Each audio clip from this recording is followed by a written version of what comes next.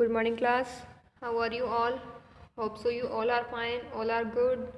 और आप सब अपना काम भी पूरा कर रहे होंगे पढ़ाई के साथ साथ। प्रैक्टिकल्स हुए आपकी नोटबुक्स हुई, ठीक है। नोट्स आप बनाइए अपनी खुद की ऑन लैंग्वेज में, या मैं सेंड कर रही हूँ वो, बट बनाने हैं। ये आप पे डिपेंड करता है कि आपको कैसे बनाने हैं। It's your choice. Okay, so students, as you know our chapter microbes in human welfare is going on. ठीक है, ये हमारा चैप्टर चल रहा है जो कि आज ख़त्म हो जाएगा, होप सो।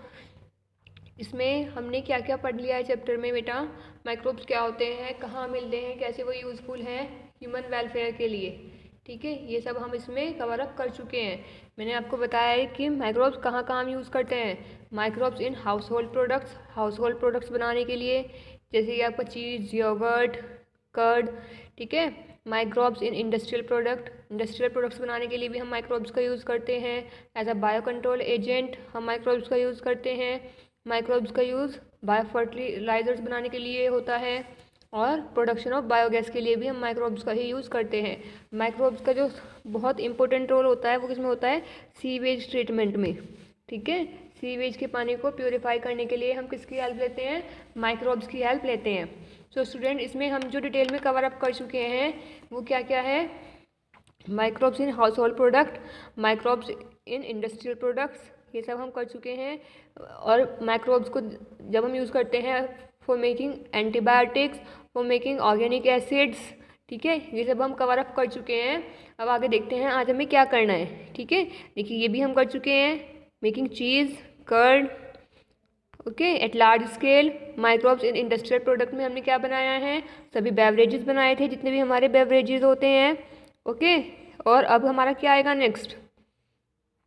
बेवरेजेस के बाद इसमें फिर आपका एंटीबायोटिक्स, ये भी हम कवर अप कर चुके थे कि एंटीबायोटिक्स कैसे बनाते हैं, कौन सी फर्स्ट एंटीबायोटिक थी। देन ऑर्गेनिक एसिड्स, ये भी हमने ख़त्म कर लिया था। So now today is the bioactive molecules, कि हम कैसे बायोएक्टिव मॉलिक्यूल्स बना सकते हैं, कौन से माइक्रोब्स यूज़ करते हैं इसमें। ओके, तो let's begin our today's topic, bioactive molecule with the help of some microbes.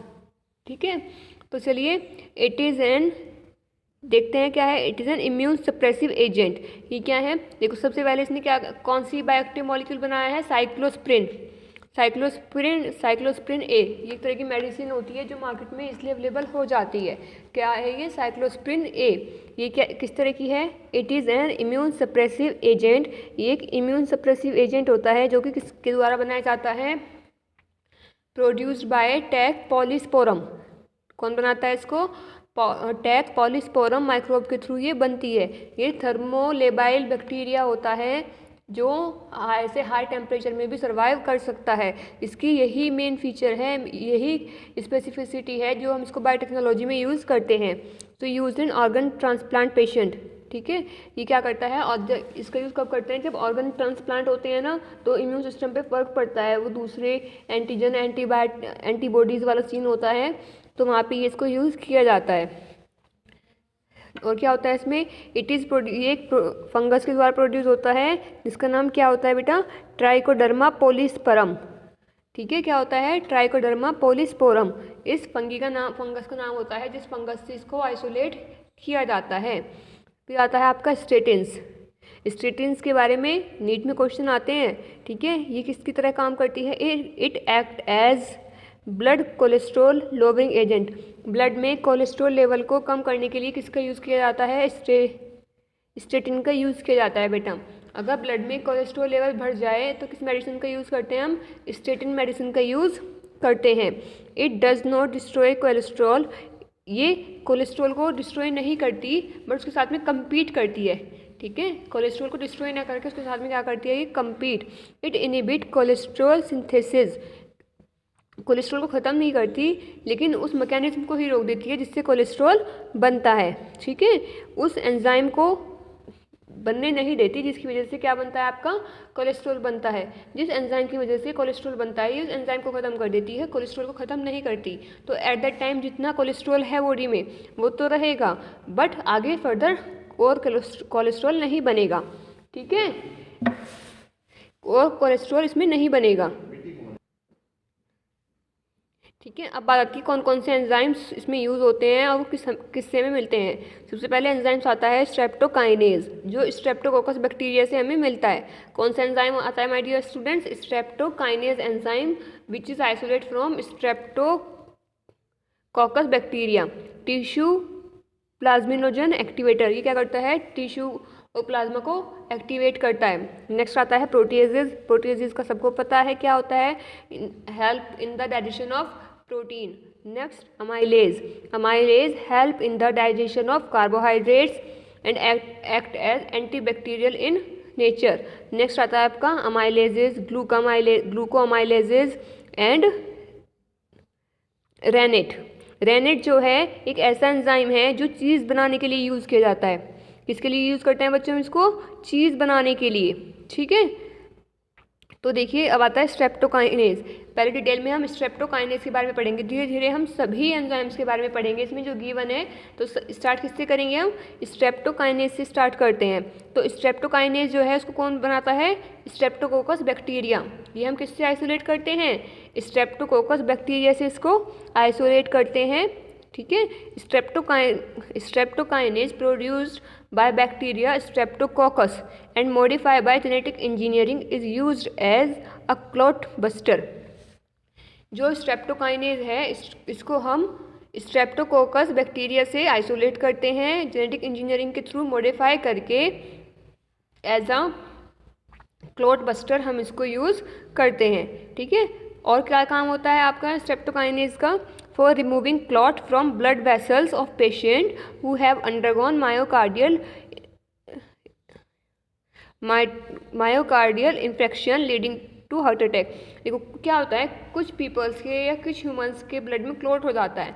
जो उनकी ब्लड वेसल्स होती है उसमें क्लॉट मतलब खून जो है वो जम जाता है, जिसकी वजह से प्रॉपर ब्लड फ्लो नहीं होता और हार्ट अटैक के चांसेस बढ़ जाते हैं। तो जो ये स्ट्रेप्टोकाइनेज एंजाइम है ये क्या करता है? उस क्लॉट को रिमूव कर देता है। अगर स्ट्रेप्टोकाइनेज एंजाइम की हेल्प ली जाए, का यूज़ किया जाए तो वो उस ब्लड क्लॉट को ख़त्म कर सकता है और हार्ट अटैक से प्रिवेंट कर सकता है।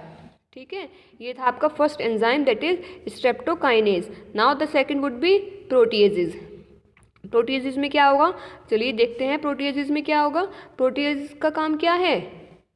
प्रोटीएज का काम होता है आपका किसको डाइजेस्ट करना? प्रोटीन को डाइजेस्ट करना।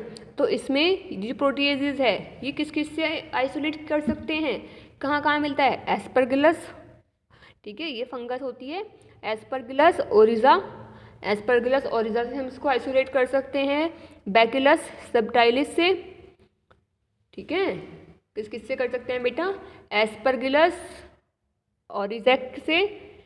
Aspergillus oryzae, Bacillus subtilis, okay, Bacillus subtilis, Bacillus licheniformis. तो ये तीन होती हैं Aspergillus oryzae, Bacillus subtilis, Bacillus licheniformis. अब जो प्रोटीएजेज है इसका यूज़ किस लिए होता है? Used in detergent to remove proteinaceous stain of cloth. जो प्रोटीनिशियस स्ट्रेन होते हैं, धब्बे होते हैं क्लोथ्स पे, उनको साफ करने के लिए डिटर्जेंट में प्रोटीएजेज डाला जाता है।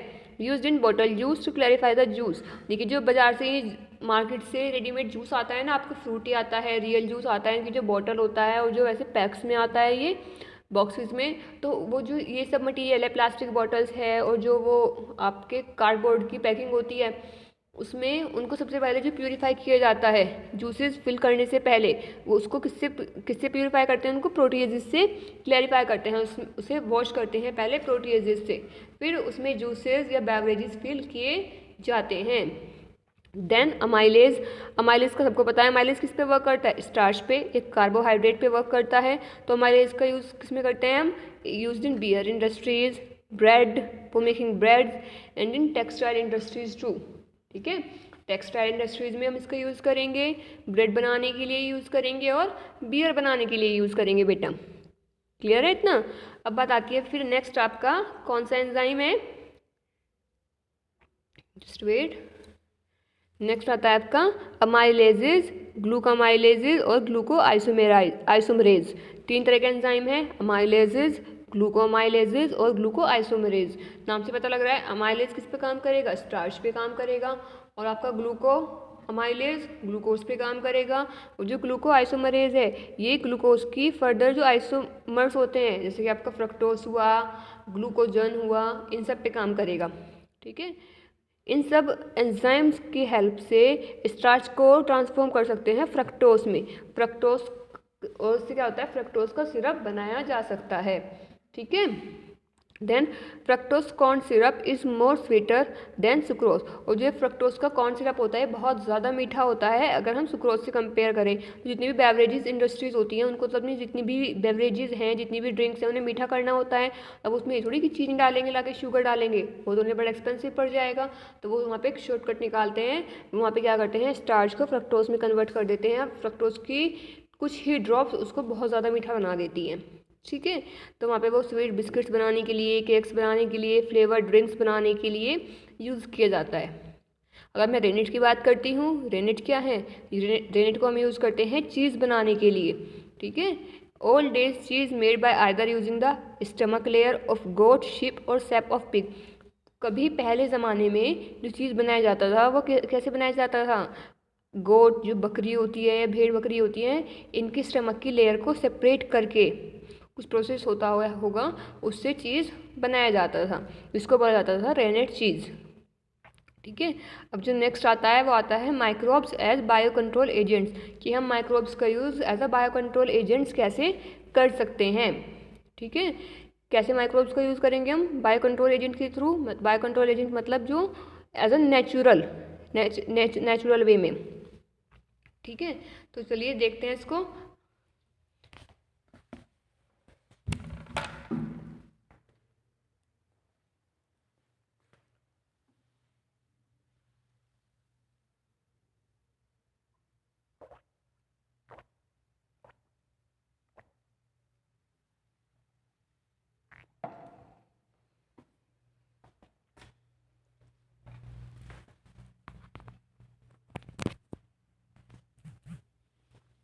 तो देखिए class, in organic farming pest are not eradicated. Organic farming का मतलब क्या है कि किसी भी chemical without the use of any chemical, any harmful, any artificial substance, सब कुछ नेचुरल तरीके से जब होता है तो उसको कहते हैं organic farming. In organic farming pest are not eradicated but instead are kept at manageable level by a complex system of check and balance within a living vibrant ecosystem. Organic farming में क्या होता है कि उस पर paste या pesticides नहीं छिड़का जाता, उसकी बजाय उस क्रॉप को क्या किया जाता है, मैनेज किया जाता है चेक एंड बैलेंस मेथड से, जहाँ पे माइक्रोब्स का या लिविंग बींग का यूज़ करते हैं लिविंग बींग्स को दूर रखने के लिए ही। ठीक है, जैसे कि लेडी बर्ड, कोरोनरी। ठीक है, वो जो लेडी बर्ड होती है वो किसको कंट्रोल करती है, एप्राइडस को कंट्रोल करती है। कौन कौन, लेडी बर्ड किसको कंट्रोल करेगी, एप्राइडस को। ड्रैगन फ्लाई किसको करेगी, मॉस्किटो को कंट्रोल करती है। बैकेलस थ्रियोजेनेसिस किसको करता है, बटरफ्लाई कैटरपिलर को। ठीक है, ये हमने हमारी लास्ट चैप्टर में पढ़ा भी है। नेक्स्ट आता है ट्राइकोडर्मा कंट्रोलर्स, ये क्या करता है, सेवरल प्लांट पैथोजन। ओके, फिर आता है आपका baculovirus pathogen attack on insect and arthropoda. ये जो बैक्यूलोवायरस पैथोजन है ये किस पे अटैक करता है, इंसेक्ट्स पे और आर्थ्रोपोडास पे। जितने भी इंसेक्ट और आर्थ्रोपोडा होते हैं उन पे जो अटैक करता है वो कौन होता है, बैक्यूलोवायरस होता है। Majority of baculovirus used in genus of nucleopolyhedrovirus. ये एक जीनस है, आप लोगों ने पढ़ा होगा genus, species, class, order, phylum, ये पूरी हायरार्की सीरीज पढ़ी होगी, कीप पोस्ट क्लीन और फैमिली गेट सिक। उसमें जो आपका ये क्या है, बैक्यूलोवायरस, ये कौन से जीनस में रखा हुआ है, न्यूक्लियो पॉलीहाइड्रोवायरस में रखा हुआ है। ठीक है, ये किस, इसको आप ध्यान से अपनी एनसीईआरटी में मेंशन कर लेना, कभी ये आपकी अगर एमसीक्यू या वन वर्ड क्वेश्चन आता है हमें पूछा जा सकता है, from which genus baculovirus belongs. तो इसका आंसर आप क्या लिखोगे, न्यूक्लियो पॉलीहाइड्रोवायरस लिख सकते हैं। ठीक है, next, these virus are excellent to species specific means narrow spectrum. ये स्पेसीज स्पेसिफिक होता है कि पर्टिकुलर स्पेसीज पे ही काम करेगा, ये नहीं कि सब पे ही काम करेगा। ठीक है, ये आपके इंसेक्ट्स को और आर्थ्रोपोडा को किल कर रहा है, लेकिन वो भी पर्टिकुलर स्पीशीज़ के होने चाहिए। ये इंसेक्ट और आर्थ्रोपोडा तो क्लास हो गई, लेकिन इसमें भी एक पर्टिकुलर स्पीशीज़ होगी जो इनसे क्या होगी, इफेक्ट होगी। ठीक है, नेक्स्ट क्या आएगा आपका, baculovirus have been shown no negative impact, ये किसी भी तरह से किसी भी प्लांट को या किसी भी क्रॉप को हार्म नहीं करते। Baculovirus have been shown no negative impact on plants, animals, birds, fishes और इवन ऑन टारगेट इंसेक्ट। ये टारगेट इंसेक्ट को भी कोई हार्म नहीं करते, सिर्फ उसको दूर रखते हैं, इसकी स्मेल से ही वो दूर रहने लगते हैं। ठीक है, baculovirus specially desirable when beneficial insects are being conserved. Okay, तो ये थी आपकी किसकी, बैक्यूलोवायरस की इम्पॉर्टेंस।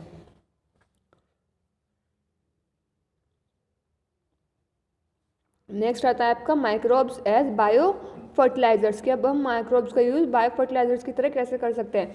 फर्टिलाइज़र क्या होते हैं, जो सॉइल में मिनरल कंटेंट को बढ़ा देते हैं। हम बाहर से उनका स्प्रे करते हैं, ठीक है, कहते हैं ना कि दवाई छिड़क रहे हैं, वो दवाई बेसिकली है क्या, जो हमारी सॉइल की मिट्टी के रिक्वायरमेंट्स को पूरा कर रही है, फुलफिल कर रही है। ठीक है, जो उसमें मिनरल्स की कमी है, न्यूट्रिएंट्स की कमी है, जब उसको बाहर से पूरा किया जाता है,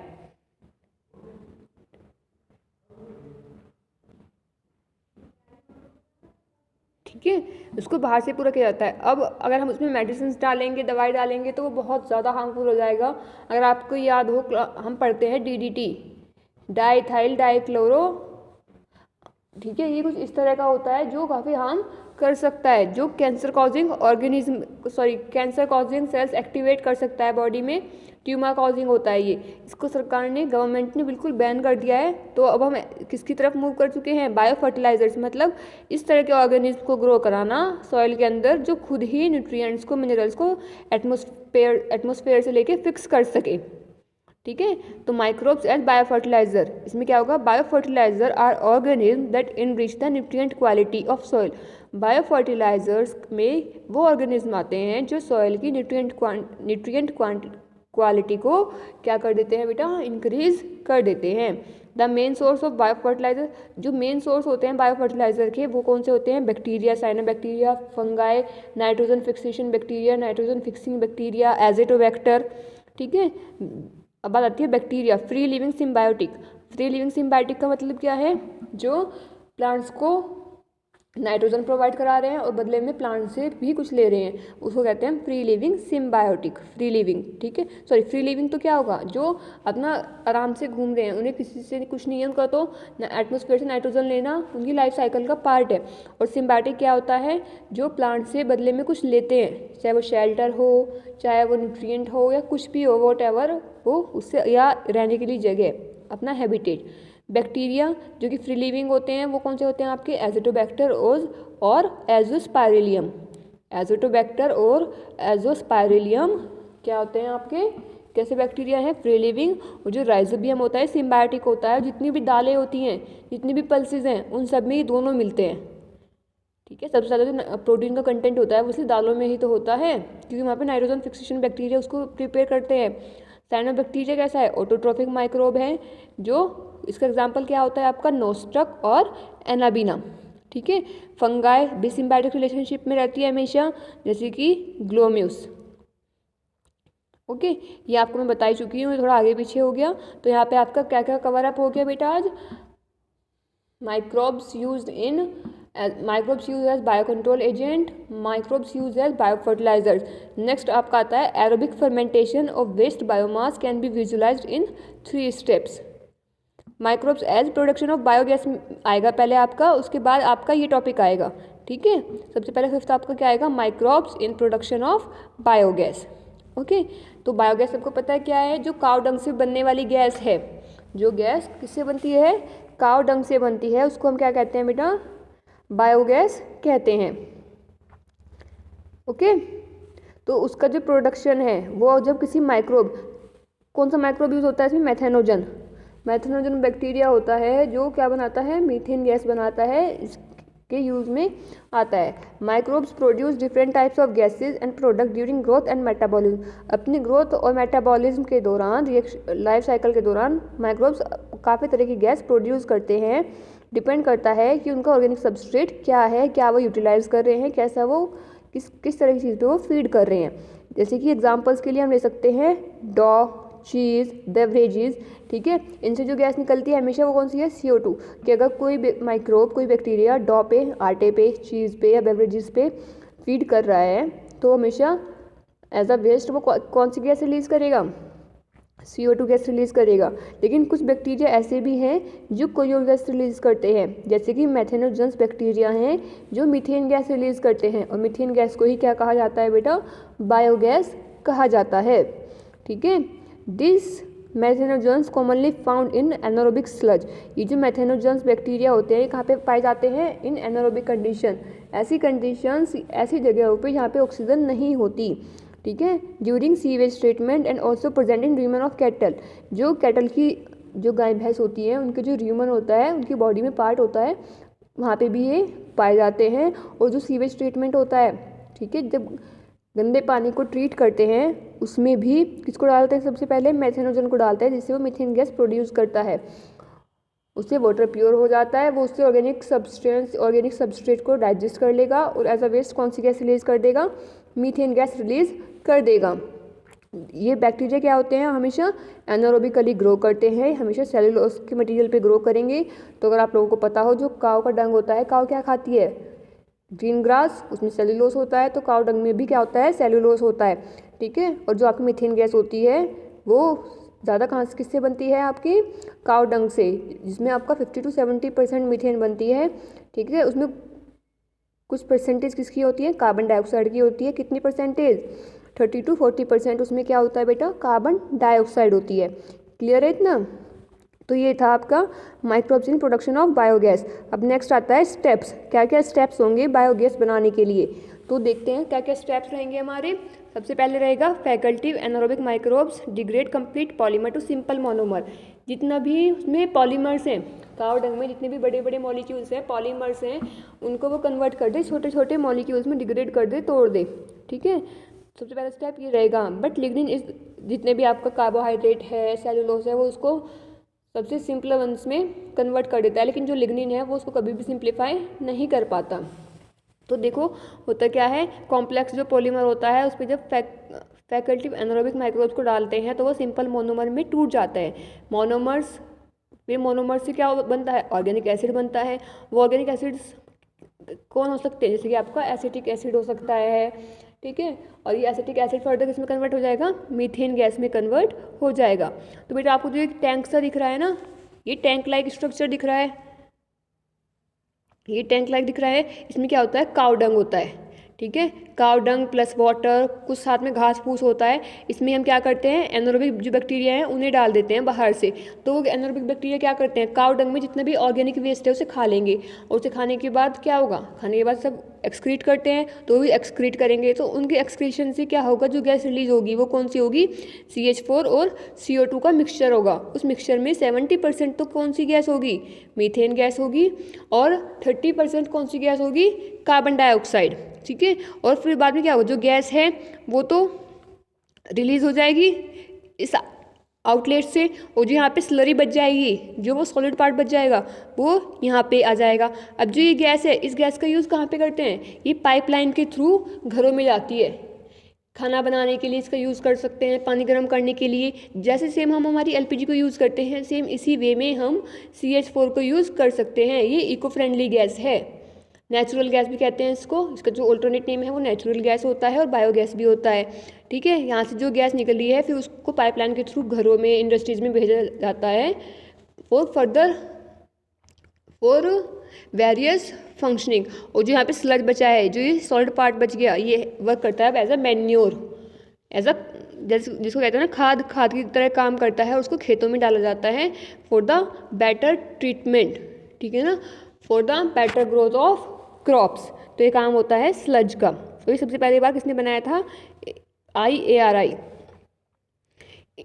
इंटरनेशनल एग्रीकल्चर रिसर्च इंस्टीट्यूट ने बनाया था। इसके बाद आता है माइक्रोब्स इन सीवेज ट्रीटमेंट, ठीक है। नेक्स्ट टॉपिक क्या आता है, माइक्रोब्स का यूज़ हम किस में करते हैं, सीवेज ट्रीटमेंट में। ये सबसे लास्ट टॉपिक है इस चैप्टर का, जिसको हम किस में पढ़ेंगे, हमारी इकोलॉजी की यूनिट में पढ़ेंगे। यहाँ पे हमारा इतना बहुत है, हमने काफ़ी सारा कवर कर लिया है, चैप्टर ख़त्म हो गया है आज। आप इसको ध्यान से पढ़ना, बहुत अच्छे से समझना। जो लास्ट टॉपिक रहता है वो हम हमारी इकोलॉजी की यूनिट में करेंगे बेटा, ठीक है, किसी को कोई डाउट हो, कुछ पूछना हो, वो मुझसे पूछ सकता है एनी टाइम एनीवेयर। आप इसके नोट्स बना लेना और वीडियो को ध्यान से देखना, ध्यान से सुनना और बहुत अच्छे से पढ़ना। बहुत इजी चैप्टर है, बहुत ज़्यादा इजी। क्वेश्चन भी इससे बहुत इजी आते हैं, कोई इतना टिपिकल क्वेश्चन भी इससे नहीं आता कि आप कर ना पाओ। ओके, सो फोकस करो, आराम से ध्यान से पढ़ने की कोशिश करो, आप इसको पढ़ सकते हो। इससे हार्ड चैप्टर्स तो आपने अपने हाफ ईयरली में कर लिए, जब हाफ ईयरली में कोई प्रॉब्लम नहीं आई तो अब तो कोई प्रॉब्लम आने वाली बात ही नहीं है। जिसने हाफ ईयरली बहुत अच्छे से कर लिया है वो एनुअल बहुत अच्छे से कर सकता है, क्योंकि एनुअल बहुत ईजी है as compare to the half yearly syllabus. Okay, so thank you my dear students, have a nice day ahead, stay home, stay safe.